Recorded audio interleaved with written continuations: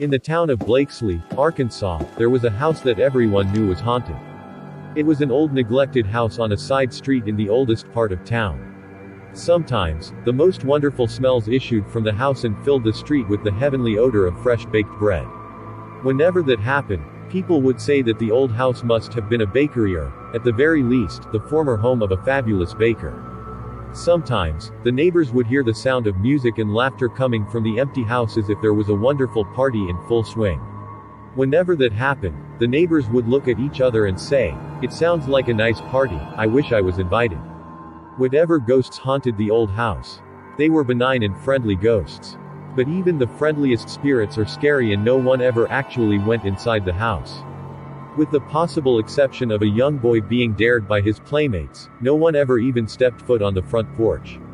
One day a man moved into town from a distant city. He saw the empty house and asked the neighbors, who owned it. He was told the owner was unknown and that the property could be bought for back taxes. No one told the stranger about the house's curious history. The man went to City Hall and purchased the property. Soon after moving in, however, strange things began to happen. Odd noises in the night, weird lights drifting from room to room, the smells of baking from a cold kitchen and, worst of all, the sound of a party when the new owners were trying to sleep. After a few days, the man's wife declared that she could no longer live in so haunted a place and moved out, taking the children with her. Before long, the man gave up as well. He was forced to find another place to live, but he was angry at the neighbors for not warning him about the house's reputation. He was angry at the town board for not telling him that the house was occupied by ghosts. In fact, he was angry at everyone in town for treating him so badly. So he went to the mayor to complain and see if he could get his money back. The mayor refused, saying he never misrepresented the house as anything it was not. Just because a house is haunted, he said, doesn't mean you can't live there. The trick is making friends with the ghosts, learning to get along with them. So the man went to the pastor of the local church and told him his problem.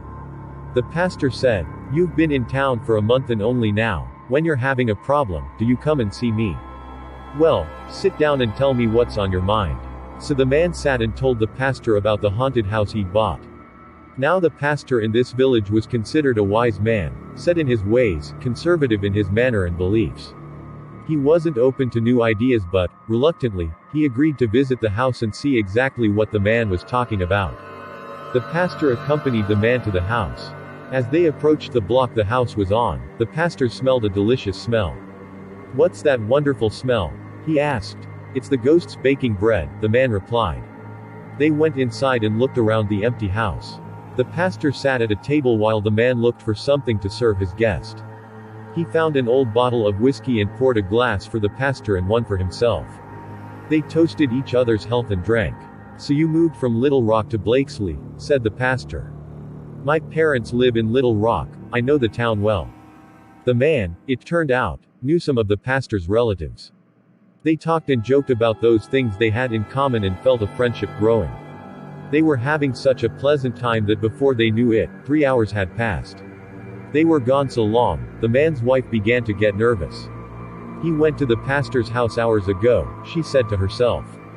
"Maybe the ghosts got him." So she picked herself up and went to the pastor's house and introduced herself to the pastor's wife. Together they pooled their misgivings about ghosts and their worries about their husbands and went to the haunted house together. They peeked in the windows and saw the two men sitting at a table drinking, laughing and having a good time. The wives joined their husbands and found that they had much to talk about.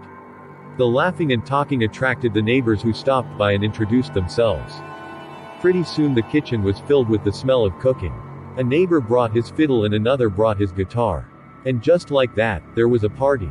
The old house filled with real smells and real laughter. It was alive again, and that, of course, was what it wanted all along.